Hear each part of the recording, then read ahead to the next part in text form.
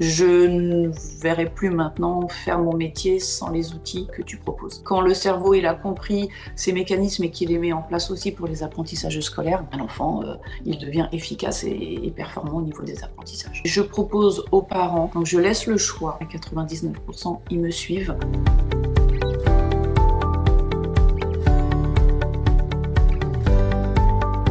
Les méthodes que tu proposes, elles sont efficaces et durables. On aborde toutes les fondations qui sont essentielles aux apprentissages scolaires, qui peuvent être la lecture, l'écriture, l'orthographe, la grammaire. S'attaquer aux difficultés visibles de l'écriture ou de la lecture, c'est une chose, mais il faut qu'on vienne travailler en amont les fondations qui vont permettre aux enfants de bien apprendre à écrire, de bien apprendre à lire. Les différents modules que tu proposes nous permettent effectivement de mettre en place ces circuits conscients. Quand le cerveau il a compris ces mécanismes et qu'il les met en place aussi pour les apprentissages scolaires, l'enfant il devient efficace et performant au niveau des apprentissages.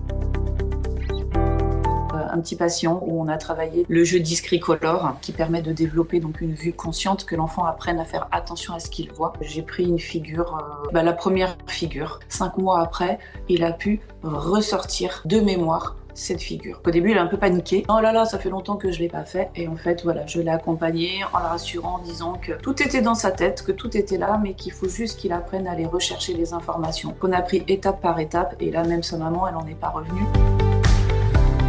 J'ai commencé par faire le e-learning. Je voulais juste, par rapport au présentiel, m'assurer que j'avais bien mis en place les outils lors de mes séances pour rester vraiment dans le respect de la méthode que tu proposes. Le fait de venir en présentiel, ça m'a permis vraiment d'affiner aussi certains accompagnements que je fais, ce qui nous permet vraiment de pouvoir vraiment échanger, de partager nos expériences. Le fait d'avoir fait le e-learning aussi permet de, quand il y a besoin, revenir sur certaines vidéos parce qu'on a un doute, pour que j'ai en tout cas à disposition toujours les outils en cas de besoin.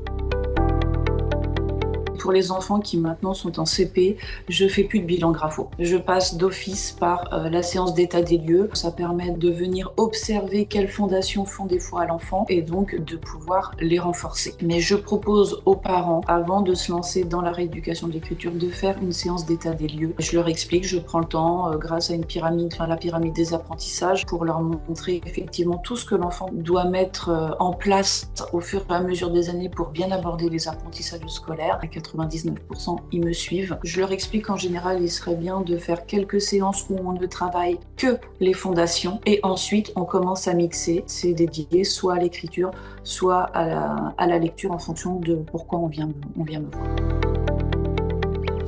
Donc l'avantage, c'est qu'en fait, on le fait avec des supports très ludiques. C'est vrai que ce sont des jeux, mais il est important de préciser que ces jeux ne sont que des supports. L'enfant vient mettre en place des compétences cognitives, en fait, des processus d'apprentissage que le cerveau utilisera après pour tout. Une fois qu'on a travaillé les fondations via les jeux, je viens faire les liens. Par exemple, quand on travaille la vue consciente, eh bien l'enfant, quand il écrit, il doit faire attention aux détails des interlignes, aux détails du sens de tracer des lettres. L'objectif, c'est pour que l'enfant se rende compte, ok, on a fait des jeux, mais ce jeu permet de faire ça, par exemple, en écriture ou en lecture. Je ne verrai plus maintenant faire mon métier sans les outils que tu proposes. C'est vraiment un complément qui est pour moi essentiel.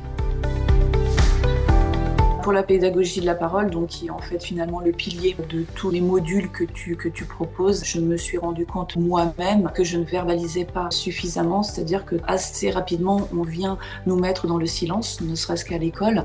On nous demande de lire en silence, on nous demande de faire des exercices en silence, donc on perd cette habitude de se parler à soi-même. Au début, ça n'a pas été très simple pour moi parce qu'il a fallu déjà que je m'approprie ce nouvel outil, mais je me rends compte maintenant qu'avec la pratique, je l'utilise maintenant tous les jours dans tout ce que je fais et non plus que pour les outils que tu proposes dans tes formations, dans les différentes étapes en fait de rééducation en graphothérapie. Donc oui, la pédagogie de la parole, c'est le maître mot, je dirais, de toutes les formations que tu peux proposer.